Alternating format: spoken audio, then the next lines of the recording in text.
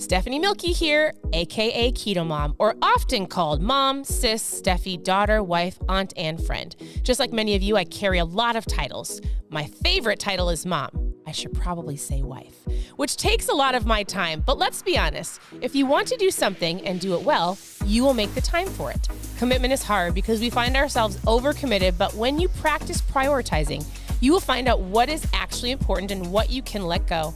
With the KetoMOM podcast, you will learn together how to manage our time, commit to the most important things in life, and I will equip you with the tools you need to feel qualified each step of the way. My name is Stephanie Milky, and welcome to the KetoMOM Secrets podcast. Good morning, good morning. Welcome to the KetoMOM page. My name is Stephanie, and we're on chapter 1 of this book. I was rereading this because we've done this before here on the page, and I'm telling you, I was like, I want to sit here and read the entire chapter to you because it's so good. I want you to realize that there are things inside of you that maybe you have forgotten, dreams that you want to achieve that you think, I don't know if I actually can do it. I'm going to read a little bit more than I normally do. I'm just going to give you some understanding. Chapter 1 is called Give Yourself Permission to Dream. There's some incredible insight, questions in here to help you get to where you want to go. If you're like, I don't know where I want to go, you need to listen. If you don't have a vision board, you need to listen. If you are like, man, I feel like I've just settled in my life, you need to listen. If you're on here, I promise you, if you participate, if you play full out, if you do the things that this book says, hey, do this, it will help you. So as you're tuning in, where are you tuning in from? If you are brand new, I can give you KetoMOM recipes. I can tell you how to eat. I'll do all of those things. You can ask questions below. You can send me a message. You can go to ketomomsecrets.com. You can click on recipes and I have 100 recipes. All right? I will give that to you. And if you need ketones, I have ketones. There are so many things that can help you with on your journey. I believe one of the most important things that most people need is belief in themselves, a mindset, a mind shift, understanding that if you can go, I didn't realize I settled. I didn't realize the negativity I had in my life. I didn't realize I wasn't dreaming. I just forgot, right? All right. We're going to dive in because this is incredible. So if you didn't, we had the intro yesterday. I'm not going to read the entire thing to you. I want to give you a thought. All right. So, if at any point in time, I would love for you to press the share button. Sharing is caring. It allows other people to join us. Tag one of your friends below. Chapter 1 says, give yourself permission to dream. And here's the number. This is how it starts. I'm going to read you this paragraph because I feel like a lot of people deal with this, especially if you have a dream or a goal or a vision. You're going to your family's house for Thanksgiving or Christmas or any party. And all of a sudden somebody says, as you begin to dream, as you pursue your goals, as you chase after the things that are on your heart, guess what? You are going to have people that will tell you that you're foolish, that you're living in a fantasy world. It may even be yourself telling yourself that same thing. Dare to dream, have the audacity to imagine more for yourself is the only way to move beyond where you are right now and where you want to go.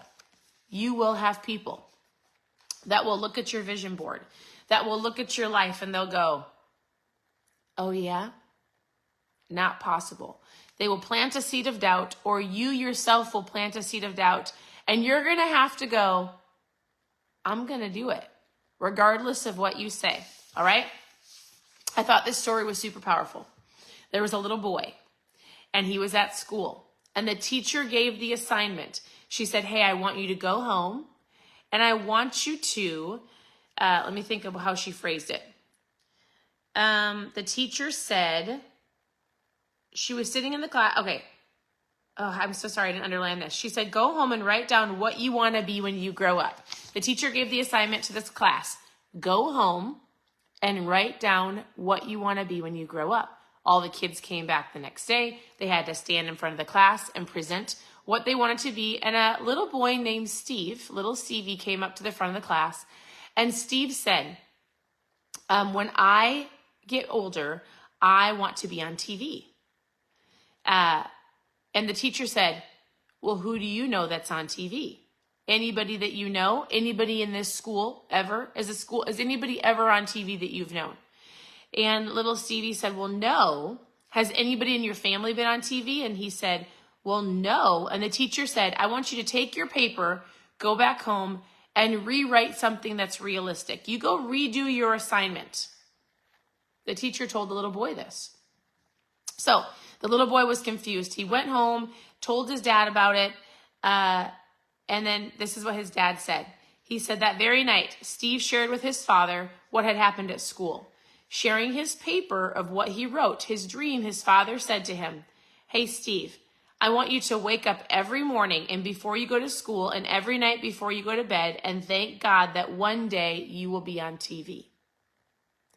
Year after year, he did that. And today, Steve Harvey is on the television every day making people laugh. That's how she starts off this chapter 1. And just so you know, I'm not going to read all of the stories to you. There are tons of stories. I'm sure you've heard them, right? Anybody who has had great success, there's a story behind their success, right? And usually somebody tried to plant a seed of doubt. The teacher said, go home and redo that and do something realistic. Well, his dad said, I want you to say that every day and every night. And we see Steve Harvey. He's hilarious, right? One story of many that could have easily went home and said, I'll never be on TV, and you wouldn't know where his life would be today. So Destiny. Okay, this is super great. Someone once described the game of football. This is incredible. You guys, I need you to hear some of these because this is going to help you go, I can do this, right? I want to plant a seed of belief. I need you to believe in yourself in order for you to start these vision boards and go after the goals and dreams you want for this year. Someone once described the game of football as 60,000 people who desperately needed to exercise watching 22 men who desperately needed to rest.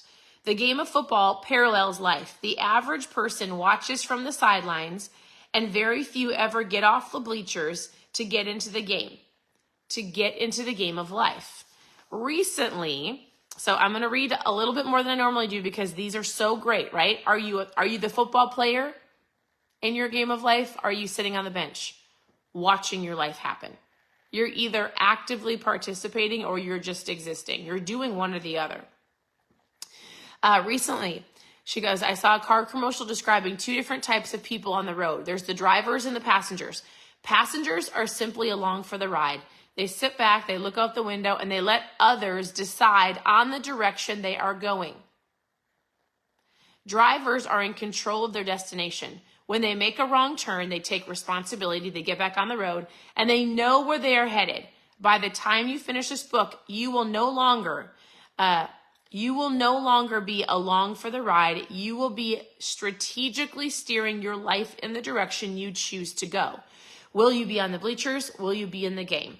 Will you be the driver? Will you be the passenger? You fall into one of those. It's up to you to decide. We all come to the fork in the road where we must make a decision. One of the greatest realizations you will ever come to is when you realize that where there's only one person that is responsible for the outcome of your life, and that's you, right? You have to take 100% responsibility. Will you choose to participate? Are you going to be the driver and in the game? Are you going to let life happen to you? And tons of stories are shared. Again, one of the things that she says in this book is she shows most of the time it takes emotion. There's an emotion that drives people to actually get off the sidelines and do something. And she goes, it's the emotion of disgust. She's like, isn't it sad that sometimes it takes people hitting rock bottom or being so disgusted in life that they finally do something about it. I want you to know something. Please don't get to that place of disgust. And if you are there, like seeing a photo of yourself overweight might be so disgusting that you finally go, I've had enough. Or having to put groceries back because you actually can't pay for it, you finally go, I've had enough. I'm going to do something different about my financial state. That was me. That was us years ago, just so you know. That having to put groceries away. Another breakdown in your car, you finally realize I need a vision for a new car. Maintaining the same salary for the past 10 years, finally go, I need a vision for a promotion. Credit card declined. I need a vision for getting out of debt. Like a relationship almost failing, on the brink of divorce. I need to change something. She goes, isn't it interesting how we wait till we get to that rock bottom before we finally go, I'm going to make a decision. I want to encourage you today. Some of you might be there. Some of you might be in that place of disgust and you're like, all right, I'm going to do it, Stephanie. I'm going to create a vision board. But if you're not there, don't get there. Don't wait to get there. I mean, why would you want to get there, right? So, all right. Disgust is what you feel when you're tired of being embarrassed, ashamed, and humiliated, and it's time to create a compelling vision. All right, she tells a ton of stories. Again, I would love to read them to you. Oh my goodness. I learned something new today. I need you to know something. I've read this book and I've done dream boards for years. And I've read this book, and isn't it interesting how you listen to something, what you watch a movie, right? And you're like, oh, that's a good movie, but you rewatch it and you catch something new. Well, I do that often. I listen to podcasts often. I always hear something new. I read this book and I went, I've never heard that. Now, it's a biblical reference, all right? If you understand in the Bible, I need you to hear this because I've never read this and I've never heard it this way. I had to tell my husband and my sister as soon as they woke up this morning, I was like, you have to hear this. Okay, in Genesis, in the Bible, if you know the story of Abraham, if you don't know, please bear with me. There's a man, his name is Abraham, and the Lord tells him to take his family and go to the promised land. But listen, if you know that story, guess what? Somebody else was going to the promised land before him. I had no idea. In Genesis, it says that the story of Abraham and his father was actually left the city that they lived in, and he went and was traveling to get to the promised land. His father fully intended to lead his family into abundance. However, the Bible records that his father stopped along the way and settled in a different town. I've never heard that before. If you know the story of Abraham, hold on, my nose is running. If you know the story, you hear it and you're like, yeah, Abraham was taking his family to the promised land. But guess what? He could have already been there if his dad didn't settle before. I don't know how in the world I didn't know that. Listen, if you have kids, you need to be doing all of the, okay, let me rephrase that. That wasn't phrased right. Don't you want to set your kids up for success? Don't you want the best for your kids? Then don't just settle and not go after your dreams and your goals and your vision. Because when you go after better and you don't just settle, you set your kids up on a ceiling that eventually someday you'll hit because we all die, right? But if you're just settling and you're just existing and you're letting life happen to you, what are you modeling for your children? Abraham's dad settled. He didn't continue the journey. He said, this is good enough. I was blown away today and I went, I cannot settle because my children are watching me. I will not settle.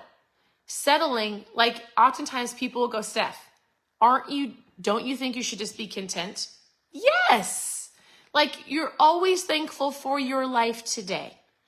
Yes, you can be content in the aspect of I'm thankful.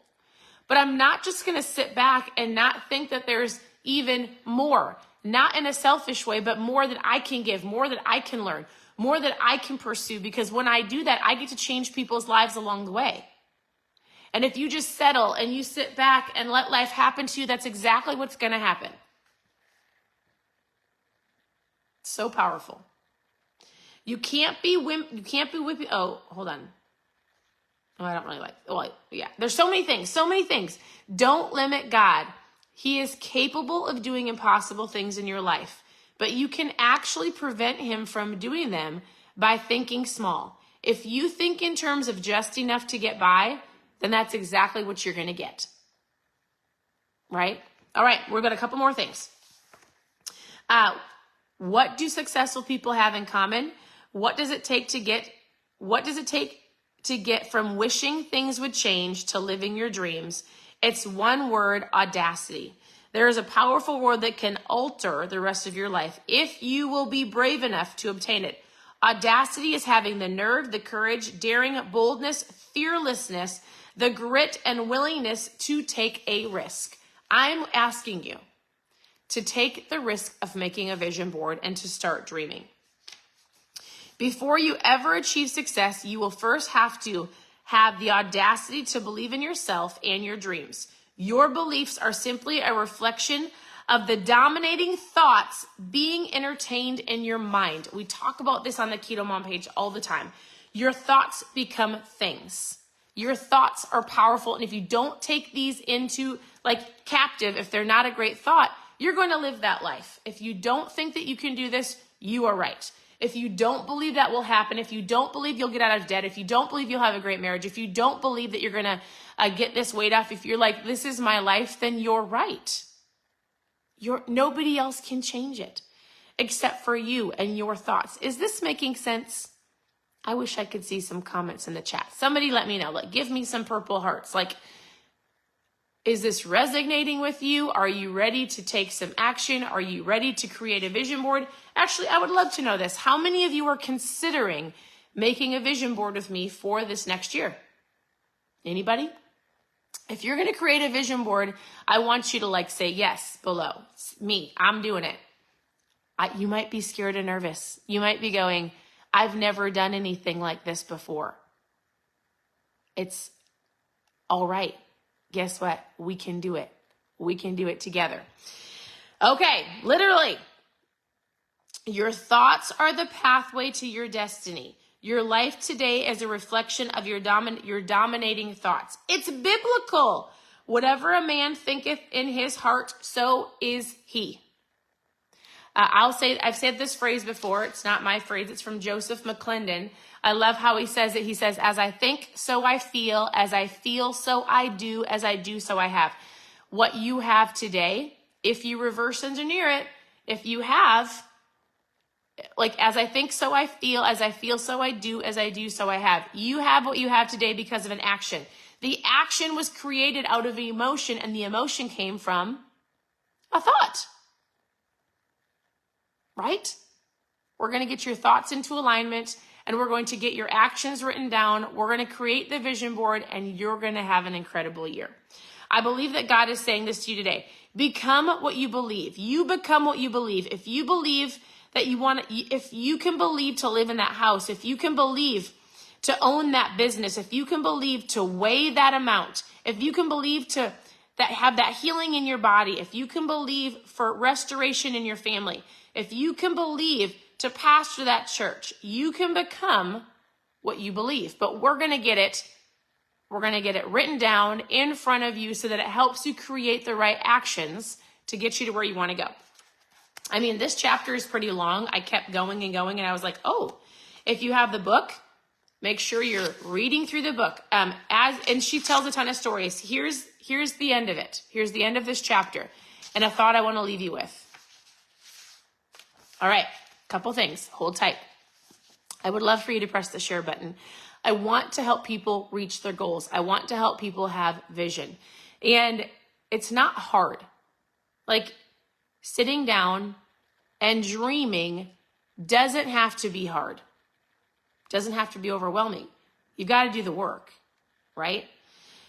Okay, think about think about what comes to your mind when you read these statements. And I wrote a couple of these down. So as I'm reading them, if you want me to send you a message and you want some of these questions sent to you so you can reflect on them, I want you to post questions in the comments, all right? Because we're going to start thinking about, what do I actually want, right? Do you want to write a book? Do you want to go on a mission trip? Do you want to live overseas? Do you want to pay off debt? Do you want to get your car paid off? How much money do you want to make? How much money you want to save? Where do you want to travel? Like, there's so many things we're going to ask you, but here's the questions I want you to reflect on today. Number 1, what would you want to accomplish before you die if you were told you had 1 year left to live? What would you want to accomplish? Number 2, what have you always wanted to do but haven't done yet? What have you always wanted to do but you haven't done yet? Number 3, how do you want to be remembered? How do you want to be remembered? These are powerful questions. I don't want to be remembered for like, oh, that family traveled the world. Like, I hope people stand when I have passed away and they say that I've changed their life. I love it. I love that you guys are sharing. I got teary-eyed. Hold on. Hold on a second. Doesn't it make you, I hope that if you are not moved by the thought of like, someday when I am gone, which we all are someday, I hope that you can go, what are people going to say about me? That should move you to go, maybe you're going, I'm living that life. Like, I am changing the people's lives around me. I am pursuing better, not for selfish reasons. And just so you know, it's not selfish to want a better home. It's not selfish to want better for your family. It's not. It is not selfish to go, I would love to have a car that works. That's not selfish, right? But I'm encouraging you to sit and reflect on these questions because they should help you create a vision board for your life. Because if you actually have a vision for your life, it is going to overflow and ripple into other people's lives, right? All right. How do you want to be remembered? What is God speaking to your heart to accomplish? That's huge. What is God speaking to your life to accomplish? I love that, Cindy. Cindy says she wants to buy a home. I think that's amazing. What activity do you want to experience? What would you spend your last 24 hours? How would you spend your last 24 hours? What would you do if money was not a problem? And how would you live your life if you didn't have to work anymore? Think about where you want to be in the future helps you decide how you want to live today. Your greatest days are ahead of you. They're not behind you. And the last thing I'm going to read, and then there's some questions. There's the questions, but the thought is, some people say that life is like a carousel. I loved this. I read this out loud to my sister and my husband. Oh, maybe he wasn't in the room, my sister. Some people say that life is like a carousel. Sometimes we're up and sometimes we're down. Sometimes you just go round and round. Some say that life is like a deck of cards. You just have to play the hand that you're dealt. I don't agree with that. Because, she says, others claim that life is a journey, it's a dance, it's a battle. Personally, I believe that life is an assignment. God has given you a unique assignment to complete during the time that you are here on earth, and then it's over. You either turn in the assignment complete or incomplete. Are you going to accomplish your assignment? So, she has some really great proof that age doesn't matter. Sometimes some of you will sit on here, I'm almost done. Some of you will sit on here and you go, I'm too old, it's too late, I missed the boat, I went the wrong way, I turned the wrong direction. It's not over. You're not done. She has a ton of stories of people that you would know, their names, right? All the way down to, let's see, Age 77, astronaut John Glenn returned to space on the space shuttle discovering a mission. It's age 77. Age 71, after 27 years in prison, South African Nelson Mandela gains his freedom, age 71, and goes on and changes lives, right? Age 65, Winston Churchill takes office in the British Prime Minister. Age 69, after 22 years of work, Noah Webster publishes the landmark of the dictionary. Like, there's things that people have done at ages 69, 70, 70, 71, 77, 70, 78. Grandma Moses begins her career as a serious painter, 78. Ben Franklin, he invested the bifocal glasses. He was age 79. Some of you need to understand that, guess what? Yeah, you might sit down and go, it's too late. I'm 40 and I could go, shoot. I mean, I missed the boat. Listen, I'm saying that because you can get so caught up in the day-to-day of parenting and work and cleaning your house and doing all of the things that you're like, when do I have time to do something new? When do I have time to dream? You're going to have to make time. My husband knows he has to take me nicely. I'm not going to say throw me in the closet. He has a huge closet, has red lights, and it's his thinking spot. And the other day he could tell I was a little stressed, and he's like, go sit in my closet. He took my phone and he's like, I just need you to think, like, dream, be quiet. It's not hours every single day. What if you took 5 minutes? Actually, this is what you're going to do. Your action step outside of those questions is this. Set aside 10 minutes every day for the next 7 days to sit quiet with no distractions, to simply think and imagine your future. 10 minutes a day. 10 minutes. Can you do it? Are you committed? If you're committed, post you're committed below.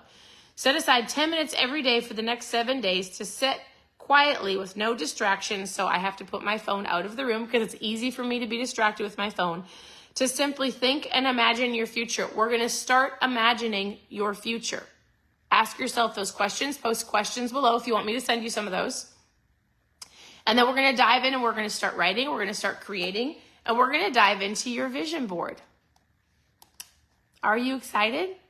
I'm excited. So this is the book we're going through. We're going to go through it together. I hope you participate just because it's your life. And remember, it's not just about you.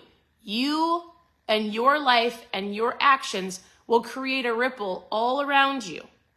And just so you know, you're going to create a ripple regardless or not. You're going to create a ripple of negativity and this can't be and complacency. You create a ripple. Your life affects people. Anybody that's around you. Do you want to create a ripple of hope? Of like what can be? A ripple of like inspiration? A ripple of I'm not too old, I can do this. You're not too old or you're not too young, or I'm actually going to take my life in control, or the opposite. It's up to you. You get to decide. So I want to say thank you for tuning in. Your presence matters. I see so many of your names hop on day in and day out, and I want to say thank you. Thank you for encouraging me. Thank you for hopping on. I'm excited to go through this book. Press the share button. Sharing is caring. Tag your friends below. And know that I'm here to help. And if you are brand new, you can always go to KetoMomSecrets.com.